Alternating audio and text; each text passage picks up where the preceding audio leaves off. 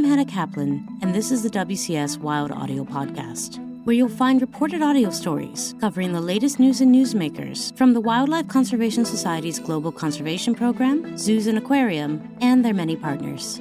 We've got a great show today, so let's get to it.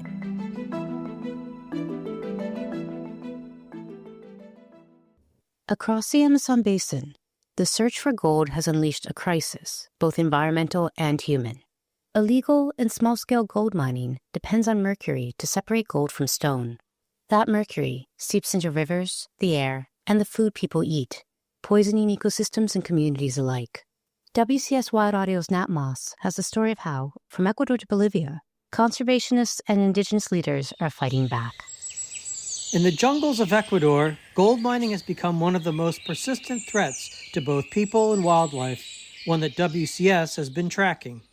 My name is Sebastian Valdivieso. I am the country director and legal representative for WCS in Ecuador. I used to be the coordinator of a very interesting project about the impacts from the extractive industry, the infrastructure industry in Ecuador. And then I got selected to be the country director in May 2017. And I keep my role of working on the industrial side of the conservation work, working with the extractive industry, especially with the mining sector, trying to reduce the impacts from their activities. Sebastian says that unlike the industrial sector, artisanal or small-scale mining operates largely outside formal regulation.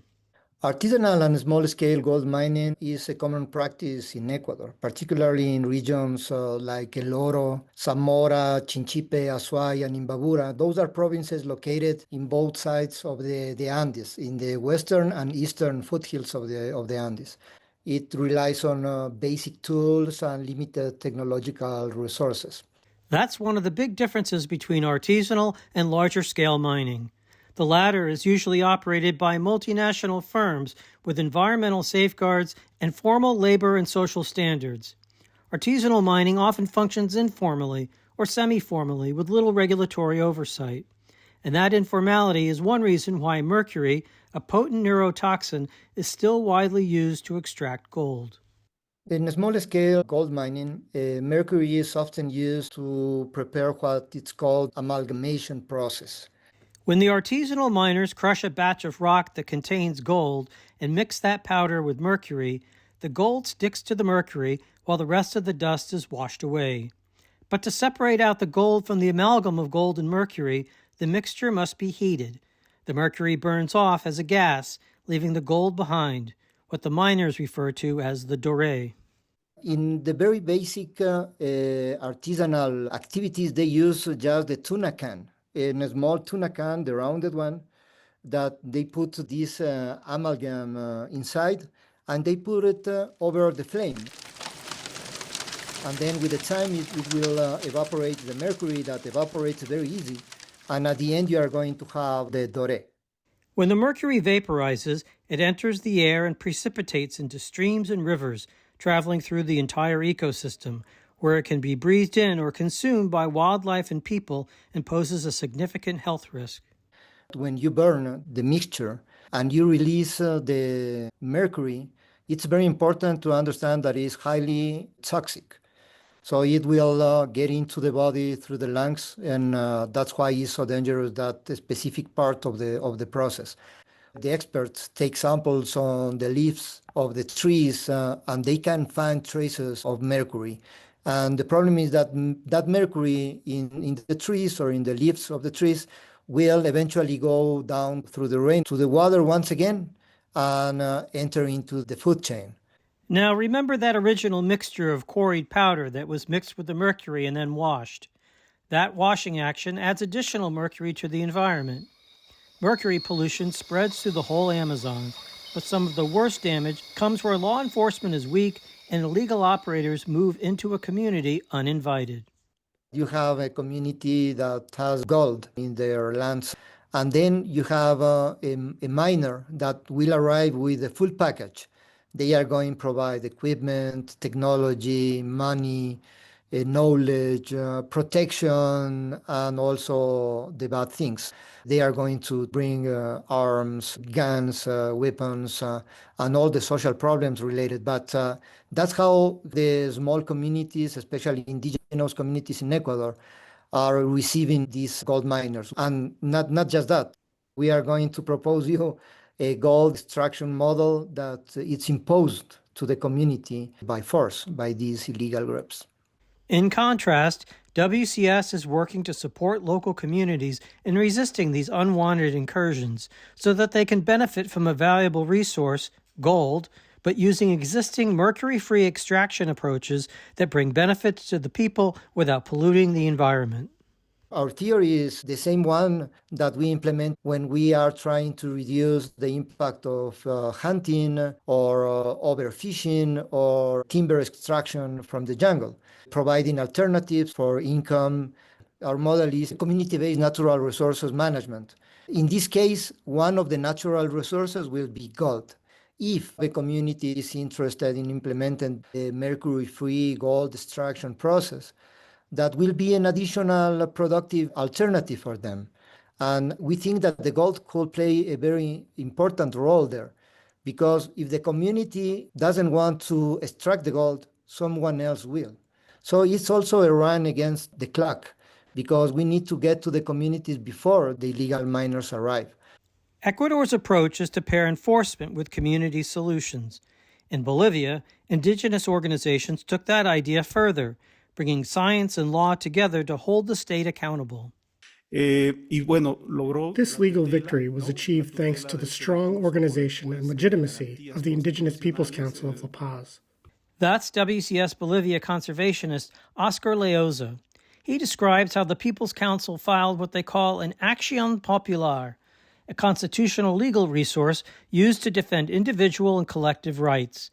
A local judge granted legal protection in favor of this action in response to evidence collected by indigenous technicians who proved the extent of mercury contamination resulting from artisanal mining in the Madidi Tambopada landscape.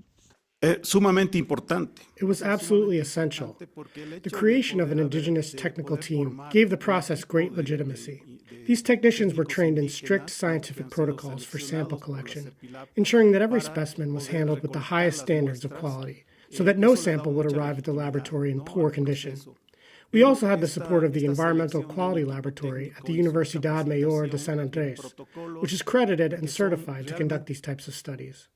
In total, the laboratory analyzed more than 300 hair samples from people in 35 indigenous communities. The findings were alarming. Around 75% of these samples exceeded the limits established by international health organizations.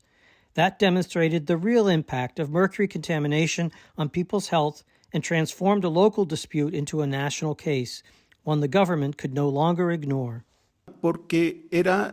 We focused on human health because it was the most concrete and measurable way to demonstrate harm. The mercury found in over 300 hair samples from indigenous populations was an undeniable argument.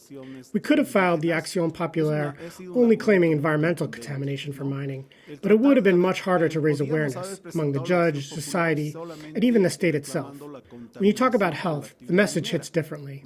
It generates empathy and urgency, because you're no longer talking about the polluted water or deforested land. You're talking about people being slowly poisoned. The evidence showed that mercury exposure was already affecting human health, especially in women and children. Yet despite a favorable ruling, Óscar says implementation has lagged. The government's response to the Acción Popular has been mixed. Different sectors reacted in different ways, some more positively, others defensively. Certain government offices viewed the legal action as a challenge to public policy, since it was an indigenous organization filing a lawsuit against a plurinational state that, at least in theory, includes indigenous peoples as part of its structure. Despite that tension, the ruling was so well supported that it was not easy for the government to discredit or dismiss it. Since then, the case has inspired others, showing how law, science, and communication can work together. There are many lessons. The first is the importance of working with organizations that are legitimate, legal, and truly representative. You can't build something sustainable by working with groups that make a lot of noise or have political connections, but aren't recognized by indigenous communities themselves. The second lesson is to base every action on solid scientific information, data that can be verified and leaves no room for manipulation. And the third lesson is about communication. Without strong communication, even the best legal and scientific work can go unnoticed or be derailed. The case further revealed how mercury travels invisibly through rivers and food webs into the fish that sustain entire communities. Several things have happened since the ruling. One of the most significant has been the link we established between mercury contamination and fish consumption. We discovered that people weren't exposed to mercury through direct contact, but mainly through eating contaminated fish. That led us to work closely with WCS's wildlife management team to study mercury levels in as many fish species as possible. Some species, like blanquillo, showed very high mercury levels, so we're advising fishers and consumers to avoid them. Others, such as pacu or sabayo, which are herbivorous and occupy lower positions in the food chain, had very low mercury levels and are safer to eat.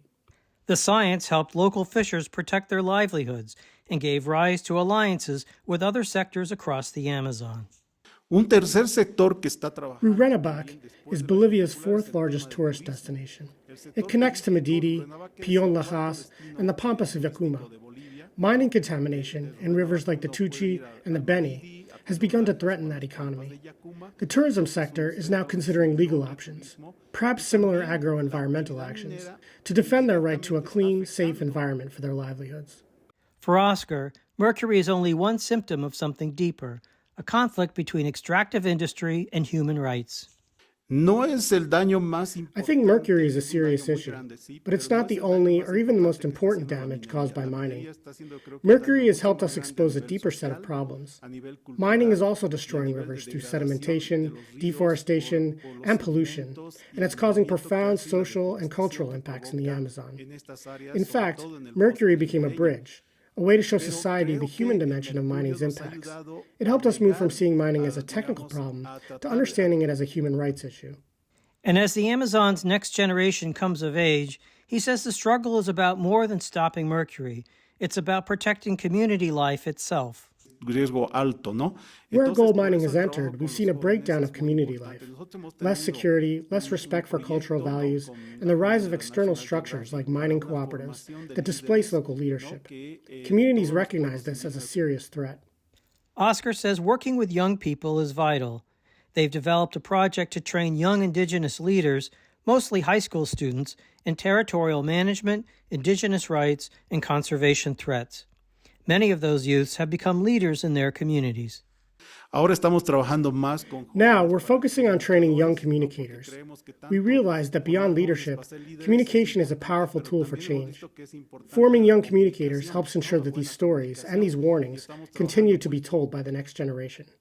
Across the Amazon basin, mercury travels inexorably, but so does resilience. From the Napo River in Ecuador to the Beni in Bolivia, communities are reclaiming their rivers, their health, and their right to decide their future. For WCS Wild Audio, I'm Nat Moss.